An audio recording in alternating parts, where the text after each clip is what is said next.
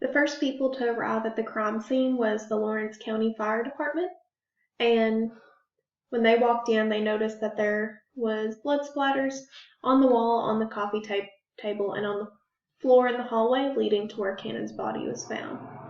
Eventually, the Lawrence County Sheriff's Department would arrive on scene with their investigators, and after speaking with Cannon's family, they realized that a wallet was missing and his baseball cards were missing. The investigators would find the wallet tossed under the couch, but then they would notice that his driver's license was missing as well.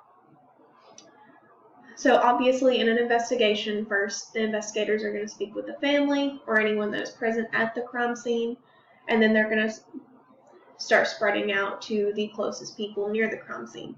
So they went over to the Miller house, and Evan Miller's mother answered the door, and whenever the investigators mentioned that he was missing a baseball card collection, Miller's mother ended up bringing the investigators the baseball cards along with Evan. Besides the missing baseball cards, they did notice that in Cannon's wallet, his driver's license was missing, which would eventually be discovered to be on the person of Evan Miller. Whenever they found the wallet under the couch, they also found the bloody baseball bat that was used to beat Cannon with, and then also the blood splatters that were on the wall, coffee table, and hallway.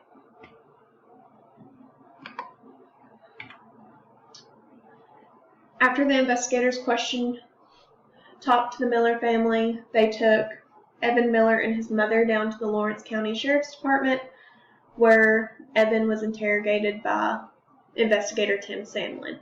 Prior to the interrogation, Sandlin read Miller his rights and gave him the juvenile Miranda rights form. Throughout this interrogation, Miller's mother was present for most of it, but after he gave his first statement, he asked for all other officers and his mother to leave the room, and then he ended up giving Sandlin a second statement, and both statements were completely different. So,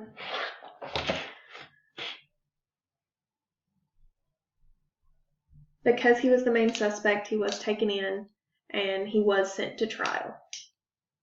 Miller would be transferred to the adult court based on the basis that he had the mental capacity to understand the harm of his crime of capital murder in the course of arson.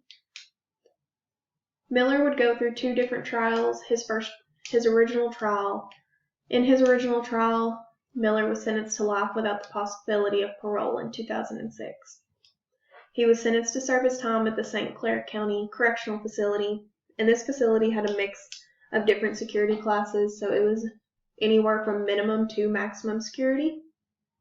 And at the facility, inmates had the opportunity to where they could participate in vehicle restoration or working at the chemical plant that was actually on site with the jail or with the prison. And then they also had things such as educational and vocational programs. But later, Miller constantly was appealing to his case, and his first couple of appeals did get turned down. But after another case of a juvenile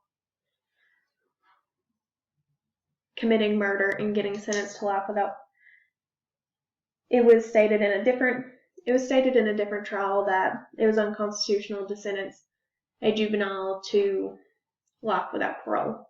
So on the basis of that case, Miller's appeal was finally accepted, and he appealed that his sentence of life without parole on the basis that it violated his 8th and 14th Amendment right against cruel and unusual punishment. The question at hand for the court was whether or not it was cruel and unusual to sentence a 14-year-old convicted of homicide to life without parole. The Supreme Court did end up ruling that mandatory sentencing of life without the possibility for parole is unconstitutional for juvenile offenders. So Miller has went through multiple parole trials, multiple parole boards, and has been denied parole. He was denied parole this past time, and Cannon's daughter has been present was present at the parole meeting, and she stated that Miller has showed no remorse for her family, that everything he says is scripted, and it has been proven by the correctional facility that Miller has made no attempt to participate in any of the rehabilitation programs or at all.